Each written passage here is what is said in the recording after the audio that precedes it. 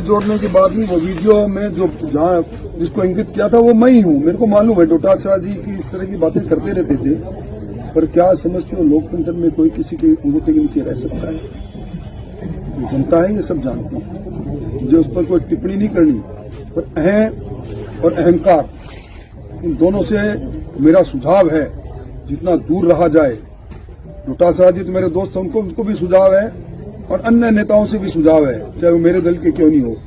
ये घूमती हुई कुर्सी है लोकतंत्र में, जनता कुर्सी पर बैठाती है और जनता परीक्षण भी करती है, उसके बाद जनता ही फैसला करती है। इसलिए अहंकार में नहीं रहना चाहिए। ये अहंकार भरा दम भरा हुआ उनका ध्यान था।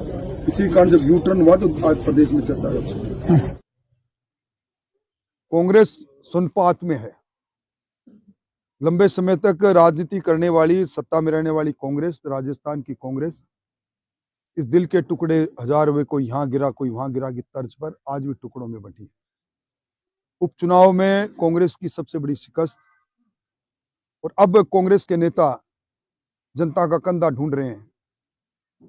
जिलों का पुनर्सीमांकन हुआ, एक वरिष्ठ रिटायर्ड आईएएस अधिकारी के एक कमेटी के द्वारा अध्ययन किया गया, मंत्रिमंडलीय उपसमिति बनी। पूरे राजस्थान में जनसंख्या, डिस्टेंस और भौगोलिक सांस्कृतिक परिस्थितियां सबको ध्यान में रखते हुए 7 जिले और 3 संभागों को हटाया गया। कांग्रेस उसका राजनीतिक फायदा लेने की कोशिश कर रही है, और सब जानते हैं कि पिछली बार जब विधानसभा का आखिरी सत्र था, मैं प्रतिपक्ष के नेता के नाते सवाल भी खड़ा कर रहा था। अचानक पर्चियों पर आती है, एक एक पर्ची पर एक एक जिला अचानक बन जाता है बिना रिपोर्ट पर। वहां होड़ लगी हुई थी कि जिला बनते ही इस जिले के अंदर कांग्रेस के वारिन्यारे हो जाएंगे। पहला मैंने मंजर देखा जब बिना किसी पूर्व तैयारी के, बिना वित्तीय संसाधनों के, बिना मानव संसाधनों के जिले घोषित कर दिए गए। और हमारे यहाँ तो सुजानगढ़ जिला तो अधर में लटक गया। पीछे भावना एक थी चुनाव की वैतरणी पार करना।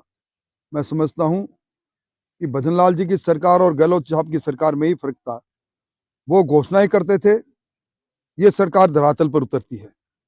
वो घोषणाएं करते थे कभी स्मार्टफोन बांटने से लेकर और अनेकों अनेकों मुफ्त में बिजली, मुफ्त में पानी, नौकरियों की श्रृंखला, जबकि उन सब के साथ जो बजटीय व्यवस्था होनी चाहिए थी वो कहीं दूर दूर तक नहीं होती थी तो भी सिर्फ 2-3 महीने की। और इसी कारण से सारी उनकी योजनाएं अधर झूल में लटकी। और हमारी ये जो योजनाएं बनती है वो सोच समझ के ये बनाते हैं। राजस्थान की इकोनॉमी बढ़ेगी, राजस्थान की इकोनॉमी डबल होगी 5 साल में, और हिंदुस्तान की इकोनॉमी जो 5वें स्थान पर है दुनिया में, वो 30वें स्थान पर जाएगी। इसमें राजस्थान का योगदान रहेगा, ये साफ दिखाई देता है।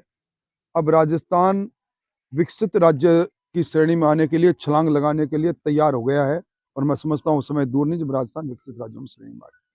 देखिए, मुख्यमंत्री चिरंजीवी स्वास्थ्य योजना के नाम पर ढकोसला खड़ा किया था।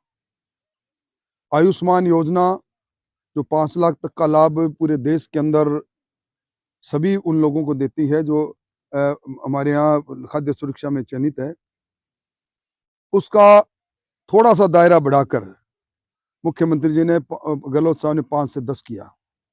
आज भी भजनलाल जी ने 5 से 10 कर रखा है, पर 10 से एकाएक 25 लाख कर देना और 25 लाख में एक को भी लाभ नहीं देना। मैंने विधानसभा में इस बात को डेटाज के साथ कहा था, सिर्फ 7 लोगों को लाभ मिला था। इसका मतलब योजना का पीछे हेतु ये नहीं था कि लोगों को लाभ मिले, अब योजना के पीछे हेतु ये है कि लोगों को इसका लाभ मिले।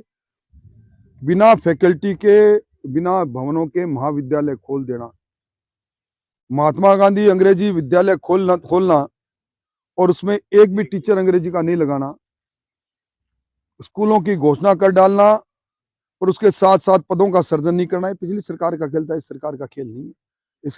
ये सरकार यथार्थ पर चल रही है।